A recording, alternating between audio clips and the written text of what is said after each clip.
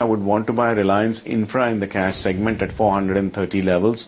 I would hold these long positions with a stop loss at 426 and expect to book profits at 436 or end of the session, whichever comes first.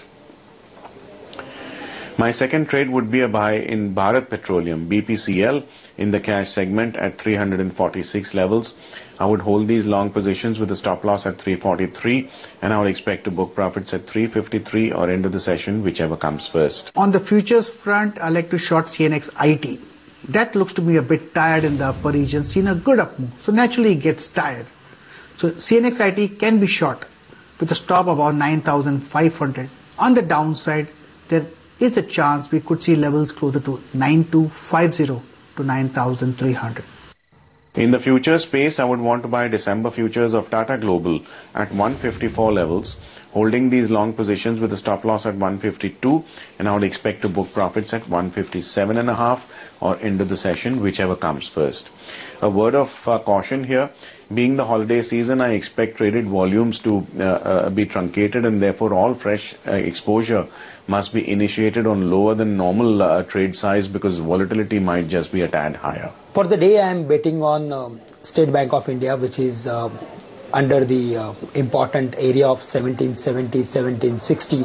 But at the same time, the stock is having very good support at 1730, 1720. And in case if the market has to move towards 6330, 6340 levels, in case if the overall scenario supports, then we can expect easily 1830, 1850 kind of levels from the State Bank of India. So risk reward ratio is favorable. We can buy State Bank of India at current levels. Shrikant, what about the F&O side? What are the top picks from this sector? Sisa Sterlite is the stock to look for because the stock has shown tremendous recovery from lower levels and it is sustaining almost at its monthly highest levels of 206, 207. So from here I'm expecting some further short covering in next 1 or 2 days of time, and in that particularly the stock can even hit the levels of 220, 225 where the final targets are there. So currently it is in the range of 206, 205. We can trade long and we can keep a stop loss at 202 on the downside. For the F&O strategy purpose,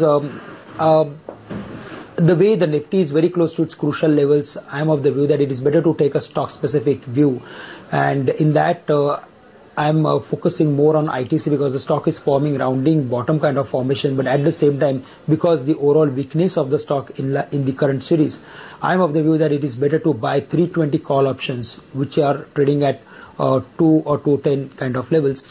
We can keep a stop loss at 1.25 on the downside and keep a target of 5.50 on the high side. So ITC 320 call is a buying strategy for next 1 or 2 days of time. I would go with a buy in a VIP industry, stop loss of 61.80, target of 70. A buy in a LIC housing finance, stop loss of 210.50, target of 228. And for F&O traders, I would recommend a buy in a DLF December futures, stop loss 168, target 176.